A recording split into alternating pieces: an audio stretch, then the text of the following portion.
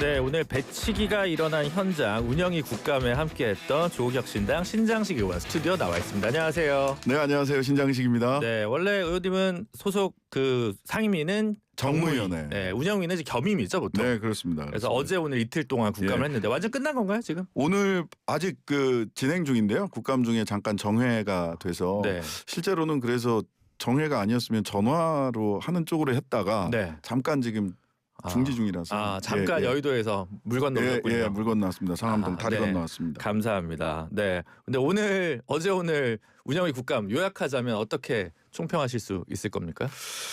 사실은 안창호 국가인권위원장이 국가인권위원장으로서 자격이 없다라는 게 어제 너무 적나라하게 드러났고, 그다음에 오늘 대통령실 국감, 어제가 이제 인권위원회하고 국회 사무처, 오늘이 대통령실 국감인데 오늘 대통령실 국감에서도 꽤 의미 있는 이야기들이 좀 있었어요. 그런데 그런 이야기들은 사라지고 현지로 시작해서 배치기로 끝나가고 있다. 네. 안타깝습니다. 네, 그렇죠. 지금 네. 김현지 실장은 지금 대기 중이라 근데 그러대요. 대기 중이라는 게 용산에 대기 중이라는 얘기가 용산에 대기 중이라는 얘기예요. 네. 왜냐하면 김현지 실장에 대해서 국회가 증인 채택을 못했기 때문에 네. 예. 그래서 용산에서 대기 중이고 언제든지 국회에서 증인 채택하면 나와라. 예. 원래는 5일 전인가요? 통지를 해야 되지만 본인이 결정하면 나올 수 있는 거예요. 네, 그럼 지금 정회 중에 저녁 식사도 좀 하고 이렇게 하는데 네. 잠깐이라도 여야에서 극적 합의를 해가지고 한두 시간이라도 나오는 쪽으로 가닥이 좀 잡힐 거라고 보세요. 그거는 잘 모르겠습니다. 오늘 워낙 사실은 오늘 김현지 실장이 오늘 오전에 출석하겠다라고 얘기를 했었어요. 네. 근데 오전만 출석하는 것은 받을 수 없다라고 이 국민의힘에서 거부를 한 거죠. 근데 사실은 국민의힘이 저는 김현지건 아니 누구건 간에 다 불러서 필요한 사람 다 불러야 된다고 생각해요. 특히 이번 국감은 1년치 국감이잖아요. 네. 그러면 윤석열 정부가 7개월이고 이재명 정부 5개월입니다.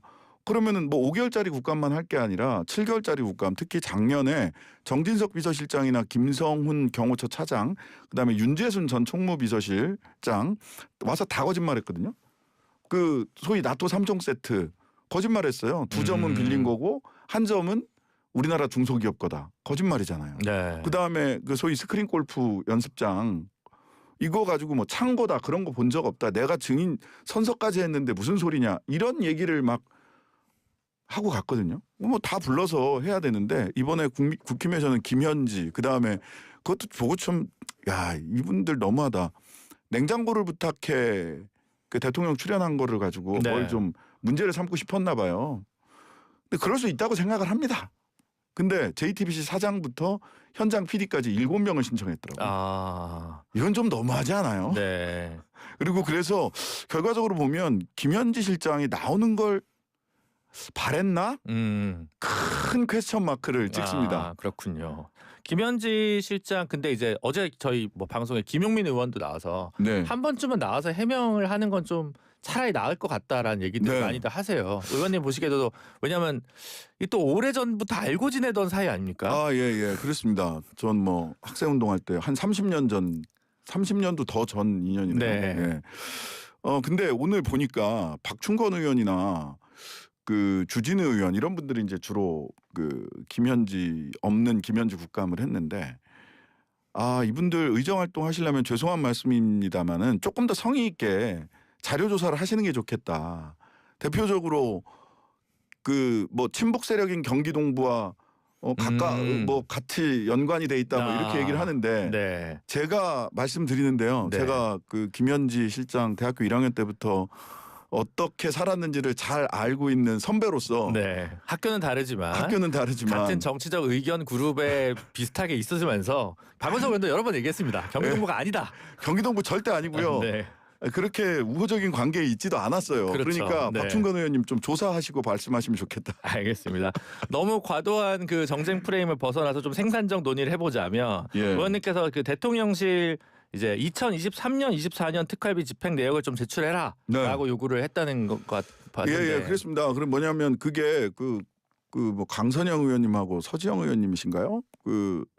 이분이 특활비 내역을 왜 제출을 안 하느냐 이번에 이재명 대통령실의 특활비. 그래서 이거는 조금 웃기는데 그러면서 이런 건 정말 해도 지난번에 그 윤석열 대통령실 특활비를 전액 삭감했던 게 해도 너무한 거 아닙니까? 네. 그 민주당이 생각해도 너무한 거죠 하길래 그분이 팩트 체크를 좀 하셔야 되는데 왜 대통령실 특활비가 작년에 전액 삭감됐느냐 현장에 있었던 사람으로 말씀을 드리면은요 대통령실 특활비든 어느 특활비든 간에 실제로는 국가 안보나 이런 거에 관련된 내역이 있을 수 있잖아요. 그래서 어떻게 우리가 정리를 했냐면 예산 소위에 와서 소명을 해라. 어떻게 작년에 썼고 올해는 이렇게 쓰려고 하니까 이게 편성을 해달라라고 네. 소명을 해라라고 했는데 경호처에서는 와서 소명을 했어요. 그래서 특활비 편성해줬습니다. 대통령 비서실에서는 안 왔어요. 끝까지 이런 반구도 이야기 안 했어요. 그래서 그러니까 삭감했던 것이다. 삭감했던 거예요. 네. 근데 갑자기 무슨 뭐 내로남불로 그 대통령실 특활비를 윤석열 대통령실 특활비를 삭감한 것처럼 말씀을 하셔서 23년, 24년 특활비 다 갖고 와봐라 그러면 내년 특활비 편성에 뭐가 필요한지를 얘기를 할 수 있으니까. 근데 이거는 공개할 수는 없습니다. 네. 소위원회에서 같이 보면 돼요. 여야 의원들이. 근데 이번에 그 대법원 판결 때문에 특활비 일부 공개를 하긴 했잖아요. 예, 그렇죠. 특정 업무 경비는 어차피 했던 거고 업추비도 그랬고 특활비 일부도 공개할 수 있습니다. 네. 근데 이제 상세 내역 같은 경우는 네. 공개된 전체회에서 하기 어려운 부분들이 분명히 있을 수 있다고 생각해요. 그래요. 예. 근데 이제 그 특활비가 이제 사실은 박근혜 문재인 대통령 때 많이 줄었습니다. 근데 물론 이제 정보보안비 이런 이름으로 전체 예산이 더 늘었다 이런 비판도 있지만 일단 특활비만 놓고 보면 왜냐면 이게 어쨌든 증빙이 제일 약한 맞습니다. 항목이잖아요. 그러면 특수 업무나 뭐 특정 업무 경비, 특정 업무 추진비, 업무 추진비 이걸 늘리고 특활비 자체는 좀 줄일 수 있는 거 아니냐. 저는 뭐 충분히 개연성이 있다라고 생각을 하고요. 그게 돈이 액수가 사실은 그냥 무조건 줄인다고 해서 다 좋은 건 아니에요. 그 예산 심사를 해보니까 그러면 필요한 것을 제대로 소명하면 제대로 예산 편성해주고 제대로 소명하지 못하면 삭감하는 게 맞거든요. 근데 그거를 그냥 특활비니까 아무런 내역을 밝힐 수 없다. 저는 이거 맞지 않다고 생각하고요. 네. 일정하게 밝힐 수 있는 부분들은 말씀대로 특정 업무 경비나 업무 추진비로 돌리고 밝히기 어려운 부분들은 최소화 효율화해서 예산 소위 같은 데 와서 소명하고 편성을 받으시면 된다. 네. 액수의 문제는 아니다라고 저는 생각합니다. 네, 알겠습니다. 그 국가인권위원회 요즘 이야기가 좀 많습니다. 아까 안창호 위원장 얘기를 했는데 지금 이제 보면 뭐 계엄 자체는 불법성이 있었다는 걸 어쨌든 수긍을 마지막엔 한 것 같습니다. 억지로 그 한마디를 듣기 위해서 정말 처음에는 뭐라고 얘기를 하냐면 헌재 결과를 존중합니다. 이 말 이상을 안 해요. 네. 그리고 위헌이냐 아니냐를 따져 물었고 저도 그다음에 국민들의 인권 침해가 있었냐 없었냐 이거를 인정을 안 해요. 위헌이다라고 하는 부분에 대해서는 일정하게 나중에는 정말 하루 종일 계속 의원들이 물으니까 인정을 했는데 인권 침해 여부에 대해서 이게 위헌이라면 인권 침해가 발생할 수 있다. 그다음에 왜 인권 침해가 발생하지 않았느냐의 얘기에 대해서 끝까지 마지막에 겨우 인정을 했던 게 뭐냐면 계엄 포고령이 실행이 됐느냐 안 됐느냐를 또 말을 안 해요. 처음에는 계엄 포고령 실행이 안 됐다라고 얘기를 하는 거예요. 계엄 포고령 1호가 국회 활동 전면 금지하는 거 아닙니까? 그렇죠. 네. 그 전면 금지하기 위해서 군인과 경찰들이 투입이 됐는데 헬기 내려앉고 로텐돌까지 총등 군인이 왔는데 이거를 계엄 포고령이 실행이 안 됐기 때문에 인권 침해가 없었다라고 얘기를 하는 거예요. 이분 같은 경우 사실은 박근혜 전 대통령 탄핵 때 헌법재판관 중에 한 명이고 그렇습니다. 본인 헌법재판관 출신인데 이건 뭐 법률가고 헌법재판관 출신이고 헌재 판결을 당연히 존중해야 되는 거 아닌가 싶긴 한데. 그러니까 본인의 판단을 잘 못하시고 이분이 얼마나 그 상황을 라이브하게 생각을 했는지 당일날 12월 3일날 밤에 불법 계엄령이 선포됐을 때 전화를 받았다는 거예요. 인권위 직원한테 위원장님 이런 일이 벌어졌습니다. 인권위가 뭐를 해야 될까요? 하다가 1시 1분에 12월 4일 01시 1분에 계엄이 해제됐잖아요. 주무셨대요.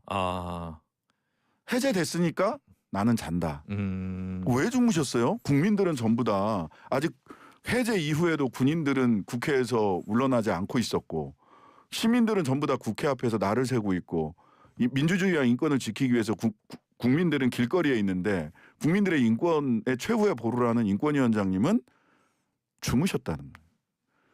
대단하신 분이다. 그리고 나서 국민들의 인권이 침해된 것을 진상조사를 하자라고 하는 결의안과 그 안건과 내란숙의 방어권을 보장하자라는 안건을 같은 날 전원위원회에 상정을 합니다. 네. 올 2월 달에. 네. 그래놓고 국민들의 인권 침해 진상조사하자는 건 부결시키고요. 네. 그 소위 윤석열 방어권 보장하라는 안건은 가결시키죠. 네. 그 부분과 관련해서는 뭐 질의가 또 있었잖아요. 예, 그랬습니다. 예. 근데 뭐 특별한 대답은 없고 네. 본인들은 뭐 부끄럽지 않냐라고 했더니 부끄럽지 않습니다 그러시더라고요. 그게 특별한 대답입니다. 이번에 또 그 미결수 수용자의 인권 처우가 문제될 수 있어서 갑자기 구치소 세 군데를 방문하겠다는 게 통과가 됐잖아요. 인권위에서. 그 이제 김용원 상임위원이 주도해서 그 김용원 상임위원이 소위원장으로 있는 데서 주도해서 이렇게 한 건데 그게 이제 두 가지 문제가 있습니다. 하나는 이런 구치소 미결수들의 인권 현황을 체크하는 건 인권위원회의 의무죠. 네. 근데 그것은 계획에 따라서 합니다. 연초에 원래 계획을 잡죠. 예, 연초에 계획을 잡아서 하는데 계획이 없던 거예요. 네. 급작스럽게 했어요. 그리고 가겠다는 세 군데가 그 구치소 세 군데가 공교롭게도 윤석열, 김건희, 김용원 이 세 사람이 있는 곳이에요. 김용현, 김용현, 네. 김용원이래 또 김용현 이 세 사람이 있는 동부구치소 뭐 이런 데들을 딱 찍어서 가겠다라고. 딱 찍어서 가겠다. 네. 여기에 대해서 왜 이런 오해가 있을 수 있는데 계획에도 없던 걸 하느냐라고 안창호 인권위원장한테 물어봤더니 자기는 소위원회 건에 대해서 관여하지 않는다는 거예요. 네. 근데 사실은 관여한 사건들이 많거든요. 성소수자 관련된 혐오 발언 관련해서는 소위원회 안건 상정되는 거를 못하게 하고 있습니다. 인권위원장이. 네. 그러니까 너무 그 선택적이에요. 최근에 그나마 성수동인가요? 무슨 뭐 중국인 손님 안 받습니다. 이거는 조사한다고 또 해가지고 네, 그분이 네. 이제 물린 일이 있었습니다만 네. 국가인권위가 요즘 조금 내부에서도 그래서 상임위원들끼리도 그 인권위원들끼리도 그리고 뭐 사무처 안에서도 굉장히 좀 시끌벅적한 것 같은데. 네, 아주 뭐 사실 사무처 직원분들이 그 정신적 트라우마를 호소하는 분들도 많아요. 왜냐하면 그 김대중 대통령 시절에 만들어진 국가인권위원회 평생 국민들의 인권을 위해서 헌신해 왔다라고 하는 나름의 자부심들을 직원분들이 다 가지고 계시거든요. 네. 근데 아니 그 방어권 내란숙의 방어권 이런 거를 하고 우리가 있어야 된단 말인가라고 하는 것 때문에 자괴감이 많으신 거예요. 사실 굉장히 안타깝습니다. 네, 국가인권위원회 공무원분들도 참 고생이 많으신데 네. 이게 거의 우리나라에 잘 없는 전관예우가 있기 힘든 부처 아니겠습니까? 중앙부처 중에. 근데 그 국가인권위원회 그 보면 너무 네. 좀 이상한 일이 많습니다. 네, 앞으로도 그 운영위 소속 그 의원으로서 계속 네. 좀 화력과 감시를 좀 부탁드린다는 이분이 말씀을 제발 드리겠습니다. 제가 꼭 드리고 싶은 말씀은 종교적 신념을 개인적으로 가지고 계실 수는 있어요. 근데 종교적 신념과 본인이 공공기관장으로서의 직업윤리가 부닥치면 공공기관장으로서의 직업윤리를 우선해야 되는 거잖아요. 근데 어제도 제가 질문을 했죠. 이분이 굉장히 지나치게 보수적이라고 말하기조차도 힘든 지구의 나이는 45억 4천 년이 맞습니까? 아니라고 얘기하십니다. 이게 우리 그 안창호 위원장님께서 이제 독실한 기독교인이어서 이제 뭐 창조론, 진화론 이런 거 쓸 때 늘 이제 논쟁이 좀 되신 분이었죠. 네. 네. 참고로 뭐 종교적 신념에 따라 다르게 느끼실 수 있는 청취자분들이 있을 점을 좀 이해를 부탁드리고요. 네. 그 국회 얘기에서 요것만 좀 해보죠. 지금 네네. 추경호 의원 구속영장 관련해서 체포동의안 처리가 되면 네. 심사가 될 텐데 네네. 두 개가 있는 것 같아요. 이제 한동훈 대표 같은 경우는 이거는 뭐 그날 잘못했지만 형사처벌될 건 아니다. 이런 게 있는 것 같고 어떤 분들은 심지어 이제 홍준표 전 대표까지 네. 정당 해라. 정당 해산까지 가야 된다. 뭐 이렇게 정청래 대표도 이제 그런 표현들을 좀 많이 했던 것 같은데 어제 의외로 김용민 의원은 저희 방송에 나와서 근데 이거는 이제 그래도 형사 사건 내란 사건의 사실심 정도까지는 정리된 걸 좀 지켜봐야 되는 거 아니냐라고 해서 약간 신중론으로 가시더라고요. 그래서 네, 이른바 정당 해산론과 관련해서 의원님 어떻게 보십니까?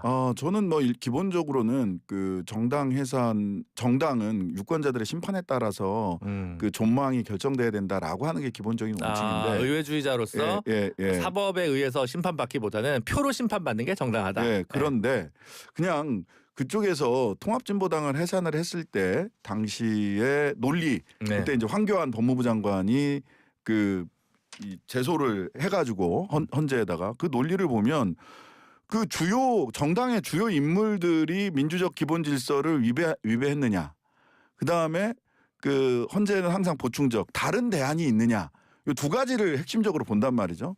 근데 지금 장동혁 대표가 며칠 전에 그 이재명 대통령의 시정연설 때 마지막 시정연설이 될 것이다. 네. 윤 대통령님과 하나로 뭉쳐 싸울 것이다. 면회 갔다 와서 네. 전광훈 선거 부정론자들과 가서 집회에 가서 절하고 뭐 이렇게 보면 또 김민수 최고위원 발언들 보면은 굉장히 굉장하잖아요. 네. 예, 그래서 주요 정당 인물들의 발언은 민주적 기본 질서를 부정하고 있는 게 맞다. 선거를 부정하고 내란을 부정하고. 근데 이제 마지막은 세력 교체의 가능성이 있느냐, 그 정당이 스스로 자정할 수 있는 힘이 있느냐. 근데 지금까지의 행동들을 보면 스스로 자정할 힘이 없어 보여요. 그렇다면 굉장히 저는 그 국민의힘 스스로가 저는 빠르게 윤석열 내란 세력, 민주주의를 부정하는 세력과 선을 그어야 홍준표 전 대표의 그 놀라운 예견으로부터 벗어날 수 있지 않을까. 알겠습니다. 네. 그 내년 선거가 또 다가오니까 네. 선거 심판 얘기하니까 조국혁신당 사실 여러모로 풍파가 있으면서 좀 지지율이 답보 상태인 상황인데서 비대위 체제를 이제 해소를 하고 당대표 선거로 갑니다. 조국 비대위원장도 비대위원장 사퇴하고 당대표 출마를 이제 하는데 뭐 선출은 거의 뭐 무난히 되지 않을까라고들. 혹시 경선인가요? 아니요. 현재까지는 단선일 것 같은데 모르겠습니다. 10일까지 누군가 나오실 분이 계실지는. 의원님 같은 경우는 최고위원 출마를 선언했습니다. 어떤 맥락으로 이 출마를 결심하게 되셨는지. 내년 선거를 앞두고 선거에서 민주진보진영이라고 할 수도 있는 민주진보진영이 승리해서 국힘 제로 만들어야 되겠다라는 목표를 가지고 있습니다. 지방자치단체 지방정부에서 이제 국민의힘의 의석수나 뭐 정부가 최소화해야 된다. 최소 절반 이하로 줄여야 된다라고 생각을 하고요. 그리고 호남에서는 또 민주당과의 선의의 경쟁을 통해서 그 경쟁이 지역을 발전시키고 경쟁이 민주주의를 심화시키거든요. 거기는 이제 국힘이 될 가능성은 없잖아요. 그래서 내란 정당을 절반 이하로, 국힘을 절반 이하로 줄이겠다. 그 선거를 하는 데 있어서 그 야전사령관 역할을 제가 할 수밖에 없지 않는가.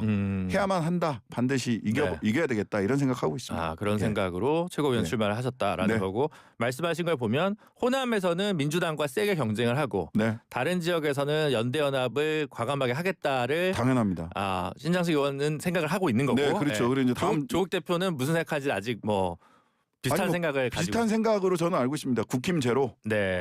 알겠습니다. 근데 이게 어쨌든 이 당명 개정이라든가 아니면 그냥 다시 조국 대표가 그냥 한다는 것이 좀 새롭지 않을 수도 있지 않냐라고 하는 뭐 그런 이야기들도 있어요. 뭐 그럴 수 있죠. 충분히. 그런데 그 한 사람의 정치 지도자가 만들어지는 과정은 굉장히 길고 지난한 시간이 걸리고요. 그다음에 이제 이 부분을 저는 주목하거든요. 조국 지금 비대위원장 전 대표에 대한 국민들의 기대는 굉장히 높은데 우리 당 지지율은 국민들에 대한 기대보다 많이 낮습니다. 이거는 당이 이거 나중에 뭐 합당 민주당이랑 하는 거 아니야? 즉 집권을 목표로 하는 정당인가?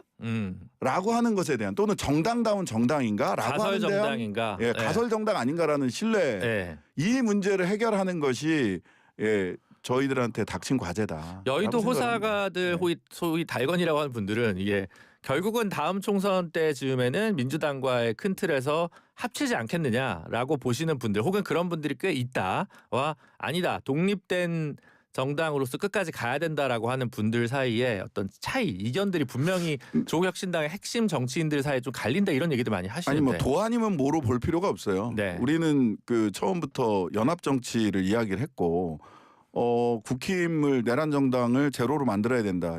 적어도 내년 그 다음 선거 사이에서 반드시 그 절반 이하로 이거를 그 의석을 내려야 된다. 그리고 2030년에 5기 민주개혁 정부로 바톤을 이어가야 된다.